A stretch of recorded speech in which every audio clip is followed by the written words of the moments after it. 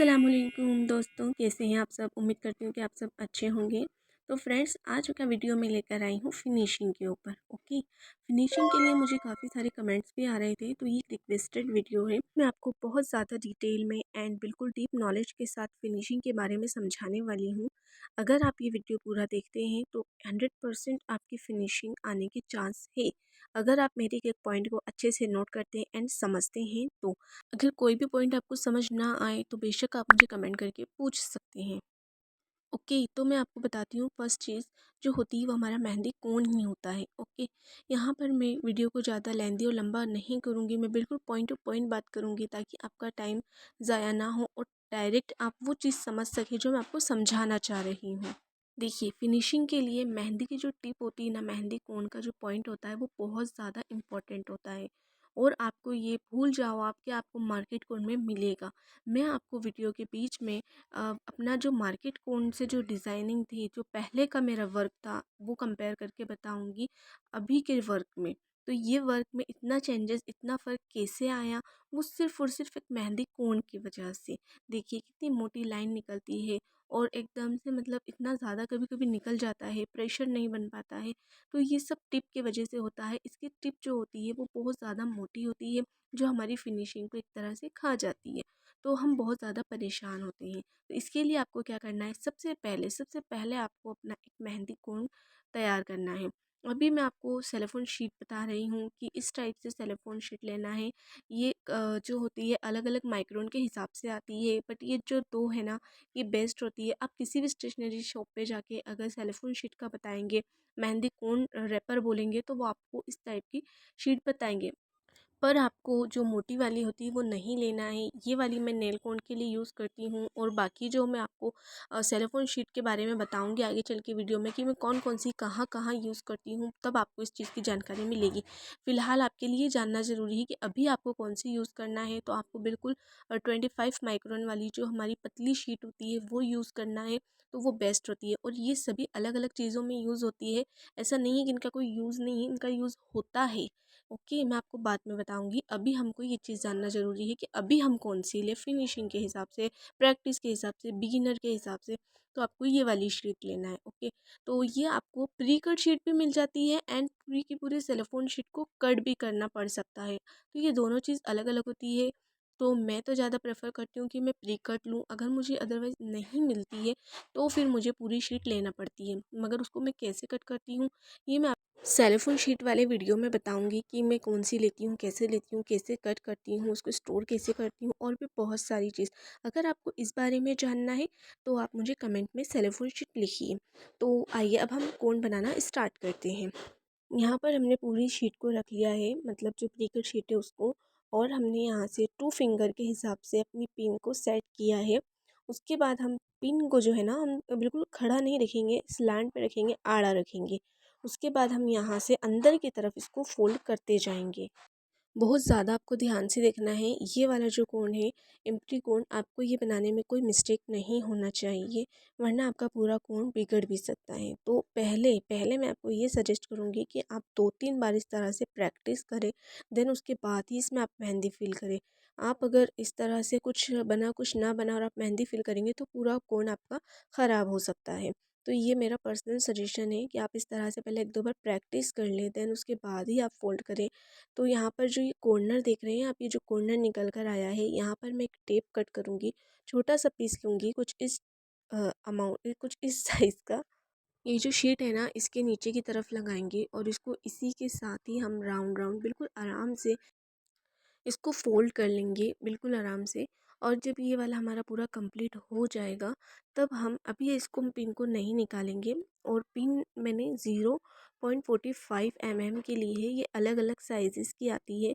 और अगर आप इस टाइप की स्टील की ले लेते हैं तो ये आपका वन टाइम इन्वेस्टमेंट होगा। आप इसको बस संभाल कर रखिए, आप इससे हज़ारों कोण बना सकते हैं। ओके, तो मैंने 2-3 टाइप की ले रखी है, तो मैं अभी जो फ़िलहाल यूज़ कर रही हूँ वो 0.45 mm की है। तो एक छोटा पीस हमने टेप का लिया है और उसको इस तरह से अंदर की तरफ लगाएँगे, क्योंकि अक्सर कोन अंदर से जो है ना वो ओपन हो जाते हैं और जो कोन की टिप होती है ना वो ख़राब हो जाती है। तो मैं इस तरह से लगा लेती हूँ, तो मेरा कोन बिल्कुल अच्छे से सिक्योर हो जाता है और मैं बेफ़िक्र हो जाती हूँ कि मेरे कोन में अब पेस्ट बहुत अच्छे से फ़ील हो सकता है। यहाँ पर हमने पिन निकाल ली है। अब बारी आती है कोन मेहंदी पेस्ट डालने की। तो अगर आप इस तरह से पेस्ट घर पे बनाते हैं तो आप ये भी बहुत ईज़िली फ़ील कर सकते हैं। अदरवाइज़ अगर अभी आप पेस्ट बनाना आपने स्टार्ट नहीं किया है तो आप इस तरह से मार्केट का जो कोन लेते हैं वो लाइए, है ना? अब हम इसको इसमें फ़ील करेंगे, ओके? तो ये वाला जो तरीका है बिगिनर के लिए बहुत बेस्ट है, बहुत ज़्यादा बेस्ट है। मैं भी कुछ इसी तरह से करती थी जब मैं पेस्ट में मुझे प्रोफेशनल नहीं हुई थी तब तक के, क्योंकि पेस्ट भी जो है ना वो बनाते से ही बनाना आता है, हर बार परफेक्ट नहीं बनता है, मगर जब आप एक बार हर मेज़रमेंट को सीख जाते हैं तो फिर वो भी अच्छा बनने लग जाता है। तो अब मैं कौन सेलिंग भी करती हूँ, अल्हम्दुलिल्लाह मेरा पेस्ट हमेशा अच्छा ही बनता है, अल्हम्दुलिल्लाह। तो यहाँ पर इस तरह से हमने मेहंदी के जो खाली वाला कौन था उसमें अपने मार्केट वाला कोन फिल कर लिया, उसका सारा पेस्ट उसमें डाल दिया है। तो ये जितना बड़ा आपको कोन चाहिए, जितना बड़ा आप होल्ड कर सकते हैं उतना डालिए। मुझे थोड़ा सा खाली लग रहा था तो मैं और डाल रही हूँ, क्योंकि कोन मुझे छोटा भी लग रहा था। यहाँ पर मैं अपनी पसंद के साइज़ के हिसाब से कोन तैयार कर रही हूँ, तो मुझे थोड़ा लंबा कोन चलता है तो इस वजह से मैंने इसको थोड़ा और पेस्ट डाल लिया है।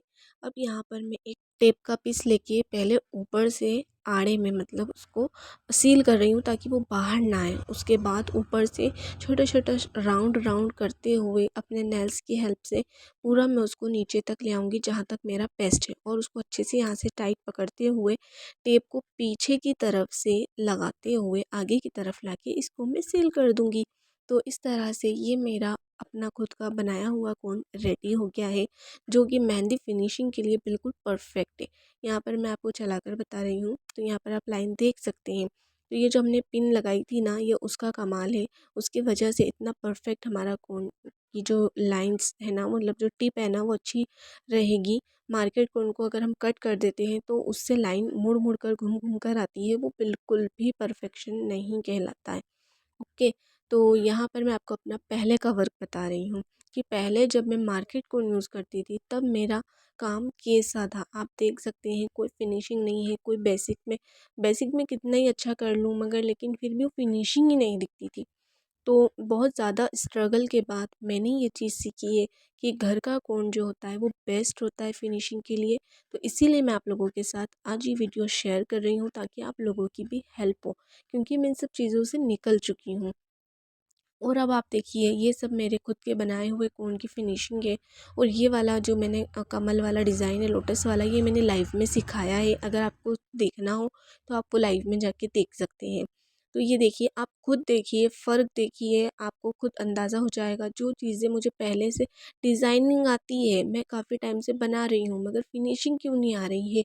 तो बस इन्हीं सब चीज़ों से मैंने निकल कर ये सॉल्यूशन निकाला कि मैं अपने खुद के मेहंदी कोन से बनाऊंगी। तो ये देखिए कंपैरिजन सब कुछ आपके सामने, आप ये बताइए कि ये बेस्ट है या फिर वो बेस्ट है। तो इसी तरह से आप भी अपना खुद का कोन बनाइए और अपनी मेहंदी को कंपैरिजन में लाकर देखिए, कंपेयर करिए कि कौन सा बेस्ट है। ठीक है, तो प्रैक्टिस हमेशा आप लोगों को करते रहना चाहिए। देखिए मैं इतनी ज़्यादा प्रैक्टिस करती हूँ, आज भी करती हूँ। सिर्फ़ प्रैक्टिस की वजह से माइंड में जो डिज़ाइन होता है ना वो याद होने लग जाता है, तो हमारी ये वाली प्रॉब्लम भी सॉल्व हो जाती है। और साथ में स्पीड की भी, finishing, speed and mehndi design याद रहना, ये 3 ही मेन प्रॉब्लम होती है हर मेहंदी आर्टिस्ट की, और इन तीनों का ही सॉल्यूशन मैं लेकर आई हूँ। तो फिनिशिंग से रिलेटेड ये 2 बातें भी हैं जो आपको याद रखना है। एंड अब हम बात करते हैं प्रैक्टिस, प्रैक्टिस करना कैसे है। ठीक है, आप लोगों के काफ़ी कमेंट्स आते हैं कि मैं बहुत प्रैक्टिस करती हूँ मगर मुझे डिज़ाइन याद नहीं होते, फिनिशिंग नहीं आती। तो भाई प्रैक्टिस करते ही कैसे हैं वो चीज़ मैं आपको बता रही हूँ। ठीक है। जैसे कि मैंने यहाँ पर एक लीव्स बनाई, ओके, यहाँ पर मेरी लीव्स बन गई, ठीक है। अब मुझे इसमें कुछ गड़बड़ लग रही है, मुझे ऐसा लग रहा है, मैंने अब इसको एक बार बनाई और मैंने अपने आप में ही सोच लिया कि मुझसे नहीं बन रही, तो मैंने छोड़ दिया, मैं नहीं बनाऊंगी, क्यों? क्योंकि मुझसे नहीं बनती है। तो ऐसा नहीं होता है एक बार में। मैं अपने स्टूडेंट को भी हमेशा यही चीज़ कहती हूँ, एक बार में कोई भी चीज़ आपसे परफेक्ट बन ही नहीं सकती। अगर आप कोई नई चीज़ बना रहे हैं, पहली बार बना रहे हैं, तो उसको एक बार बनाकर आप गिव अप मत करो, उसको 10 बार बनाओ। मेरे कहने पर उसको एक चीज़ को आप 10 बार बनाओ। अगर आती है ना तो भी उसको 10 बार बनाओ। 10 बार बनाने से क्या होगा, आप फर्स्ट वाली लीव को एंड अपनी 10वीं जो पहली और 10वीं जो लास्ट वाली लीव है ना, कंपेयर करना, तो आपको खुद फ़र्क पता चल जाएगा मैं सही कह रही हूँ या मैं गलत कह रही हूँ। एक बार नहीं बनेगी, 2 बार नहीं, 3 बार नहीं, मगर लेकिन इंशाल्लाह 10वीं बार आपकी लीव्स ऐसी बनेगी कि आपके अंदर एक मोटिवेशन आ जाएगा कि हाँ, मैं कर सकती हूँ। इस तरह से आज मैंने एक लीव बनाई है, कल मैं एक फ्लावर बनाऊंगी, एक पैटर्न बनाऊंगी, फिर एक बंच बनाऊंगी। तो इस तरह से आप करते करते ये चीज़ को आप मतलब पार कर जाओगे, आपको ईज़ी लगने लगेगा, बल्कि आपको मज़ा आने लगेगा। जब फिनिशिंग आती है ना तो दिल से बहुत ज़्यादा खुशी होती है जब लोग तारीफ़ करते हैं फिनिशिंग की। ओके, तो यहाँ पर मैं आपको जो बता रही हूँ, एक और चीज़ मैंने ऐड करी है इसमें, डिज़ाइन एंड स्पीड। बट मैं यहाँ डिज़ाइन को कट कर रही हूँ, अभी डिज़ाइन के बारे में हम कोई बात नहीं करेंगे, हम स्पीड की बात करेंगे। ठीक है, तो कंपैरिजन आपको बता दिया है मैंने, प्रैक्टिस आपको बता दी है कैसे करना है। अब हम देखेंगे स्पीड।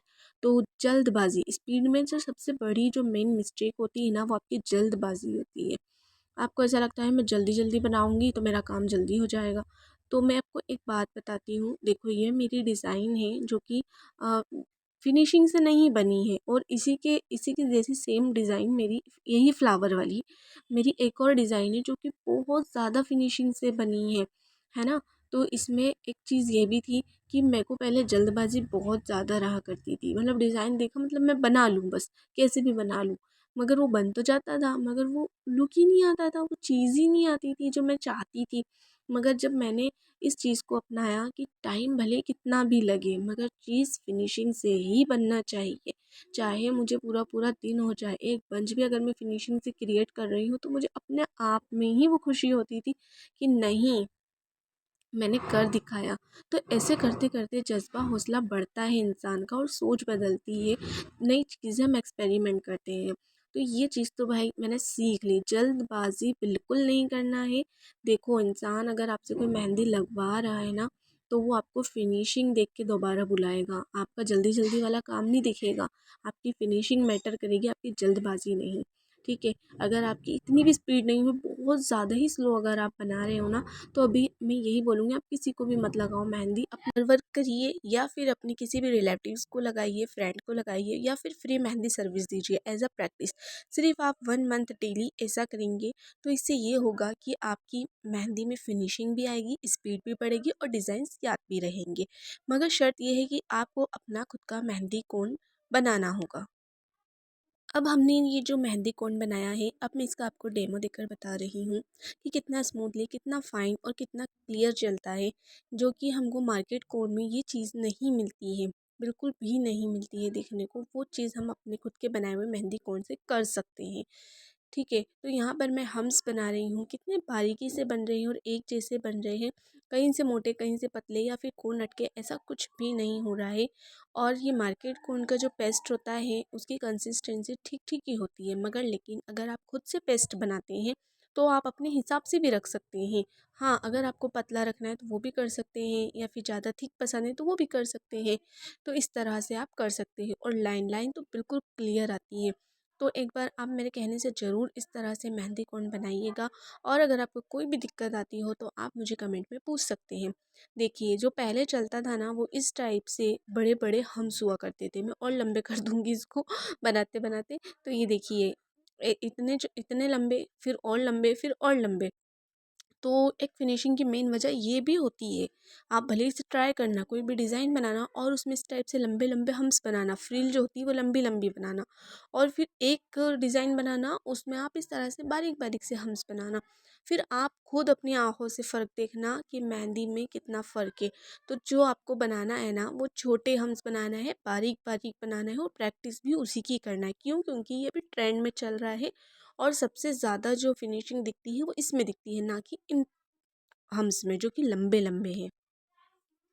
जैसा कि आप सभी जानते हैं कि ये सारी चीज़ें बेसिक होती है, तो इसीलिए इससे ज़्यादा इम्पोर्टेंट होगा कि आपका बेसिक क्लियर हो। आप बेसिक में लाइंस, हम्स, स्पाइरल, डॉट्स ये सभी आप अच्छे से बनाते हो। अगर आपको ये सब चीज़ों का परफेक्ट तरीका नहीं पता होगा कि ये कैसे बनते हैं, तो फिर आपकी फिनिशिंग कभी भी नहीं आएगी, क्योंकि आपको तरीका ही नहीं पता है। आप गलत टेक्निक इस्तेमाल कर रहे हैं, तो फिर वो कैसे सही बनेगी। फिर आप चाहे कितना ही अच्छा कोन बना लो या फिर कितना ही अच्छा पेस्ट बना लो, मगर लेकिन जब आपको टेक्निक नहीं मालूम तो आप हमेशा उसको गलत तरीके से ही बनाते रहोगे।